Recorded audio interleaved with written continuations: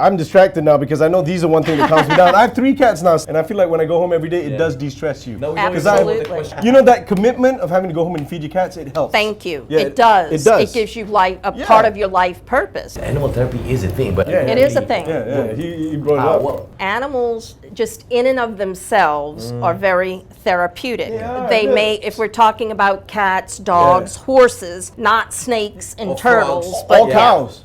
Man, they just poop everywhere. Cows poop everywhere. They're on control. Don't walk I used to over look there. after cows. just walk around the pool. No, that's not what I'm saying.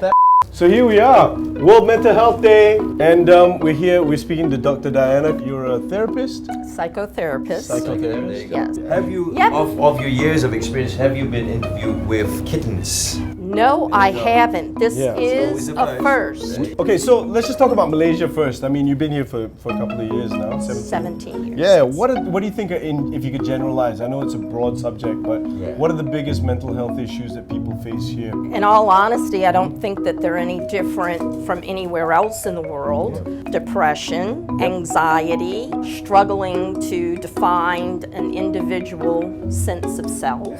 Since you have been experienced enough to say different generations you've met, maybe 10 years ago, was there more of a stigma then to come and see a therapist, or is it just pretty much the same? Yes, there's definitely less of a stigma today. But I would say maybe 6 or 7 years. During that time, 70% of my clientele was expats, whether they be children, adolescents, or adults. And then there would be like 30-40% Malaysian nationals of all the different races, religions, and all of that. Now it is reverse. As we speak today, I've got about 50 clients on my docket. I would say about 70% are nationals. What do you think changed? I mean, obviously there's a lot more awareness now. What they've shared with me is for the longest time, we keep it in the family. The family helps each other. I feel it's more like an Asian culture because I Yeah. feel Can be, raised as yep. a Malay family would say the same thing. Yeah. You try and talk it out. Yeah, with your yeah. friends, What do you but- want to see pay of professional money for? There's a stigma behind that. Exactly. Yeah. So I think there is a shift, definitely, among the Malaysian nationals that there are mental health issues and it can help to go see a professional. We actually want to talk a lot about social media because that's been the one thing that's grown in the past 10 years, we feel. How important do you think it is to detox from social media and just, for a second reset? It's very important.